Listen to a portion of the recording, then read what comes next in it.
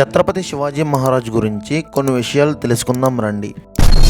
ఛత్రపతి శివాజీ మహారాజ్ యొక్క చరిత్ర ప్రకారం ఆయన యుద్ధాలలో ఎక్కువగా 3 కత్తులను వాడేవారు. అవి భవానీ తల్వార్, తుల్జా తల్వార్, జగదాంబ తల్వార్. తల్వార్ అంటే ఇక్కడ కత్తి అనే మీనింగ్ వస్తుంది. శివాజీ మహారాజ్ గొప్ప భవానీ భక్తులు.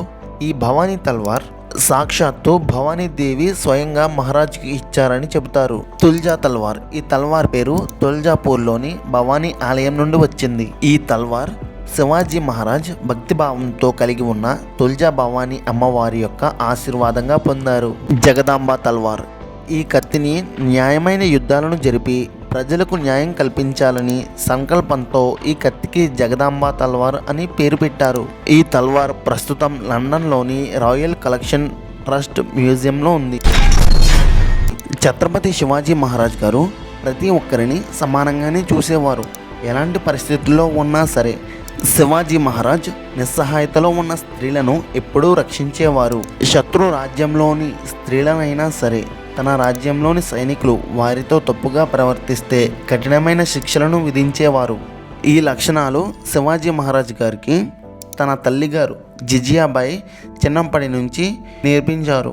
విలువలు మరియు నైతిక విలువలను నేర్పిస్తూ శివాజీ మహారాజ్ గారిని శివాజీ మహారాజ్ తల్లిగారు పెంచారు. 1674లో శివాజీ మహారాజ్కి పట్టాభిషేకం జరిగింది. పట్టాభిషేకం జరిగిన అనంతరం శివాజీ మహారాజ్ స్వాతంత్ర మరాఠా సామ్రాజ్యాన్ని స్థాపించడం మొదలుపెట్టారు. తన రాజ్యంలో ఉపయోగించడానికి సొంత నాణాలను ముద్రించడం స్టార్ట్ చేశారు. ఈ నాణాలను 3 రకాలుగా ముద్రించారు.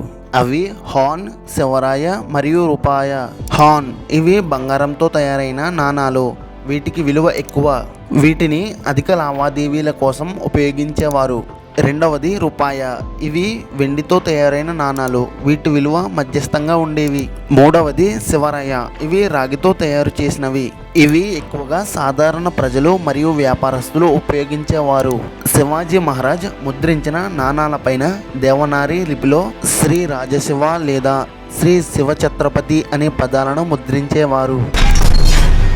ఈ సంఘటన ఛత్రపతి శివాజీ మహారాజ్ తన మరాఠా సామ్రాజ్యాన్ని మరింత శక్తివంతంగా నిర్మించడానికి ఇది ఒక కీలక సంఘటన. 1660లో సిద్ జౌహార్ పల్వానా కోటను ముట్టడి చేశాడు. పల్వానాలో శివాజీ మహారాజ్ కొన్ని నెలల పాటు అడ్డుకున్నారు. కానీ సరిపడా ఆహారం లేకపోవడంతో పరిస్థితి విషమించింది. అప్పుడు శివాజీ మహారాజ్ యొక్క విశ్వాసపాత్రుడు మరియు వీరుడైన బాజీ ప్రభు దేశపాండే యొక్క సహాయంతో ఒక మాస్టర్ ప్లాన్ని రూపొందించారు. రాత్రి వేళ కొంతమంది సహాయంతో కోట దాటి విశాల్గఢ్ కోట వైపు పరుగు తీసేందుకు ప్రయత్నించారు. అయితే ముస్లిం గూఢచారులు శివాజీ మహారాజ్ బయలుదేరిన విషయం సిద్ జౌహార్కి తెలియజేశారు. దాంతో సిద్ జౌహార్ 12,000 మంది సైనికులను వెంబడించమని పంపించాడు. అప్పుడు శివాజీ మహారాజ్ బలగంలో కేవలం 300 మంది మాత్రమే ఉన్నారు. కానీ అందరూ మహావీరులే. బాజీ ప్రభుదేశ్ పాండే తను కొందరు సైనికులతో పావనఖింద్ అనే కోయలో నిలిచి శత్రువులను ఆపేశారు. వారు శివాజీ మహారాజ్ విలాస్గఢ్ కోటకు చేరే వరకు వారి ప్రాణాలను అడ్డువేసి పోరాటం చేసి శత్రువులను అడ్డుకున్నారు. ఈ మరాఠా వీరుల త్యాగం వలన శివాజీ మహారాజ్ విలాస్గఢ్ కోటకు సురక్షితంగా చేరుకున్నారు. ఆ తరువాత తన సామ్రాజ్యాన్ని మరింత శక్తివంతంగా నిర్మించడానికి ఒక కీలకమైన సంఘటనగా ఈ సంఘటన మారింది. ఛత్రపతి శివాజీ మహారాజ్కి 8 మంది భార్యలు. ఈ విషయం చాలా మందికి తెలియదు. శివాజీ మహారాజ్ యొక్క మొదటి భార్య సాయిబాయి. ఈమె మన ఛత్రపతి సంభాజీ యొక్క తల్లిగారు. రెండవ భార్య సోయారాబాయి. మూడవ భార్య పుతలాబాయి. 4వ భార్య సక్వరిభి గైక్వాడ్. 5వ భార్య కాశీబాయి. 6వ భార్య సంగునాబాయి. 7వ భార్య పాల్కర్.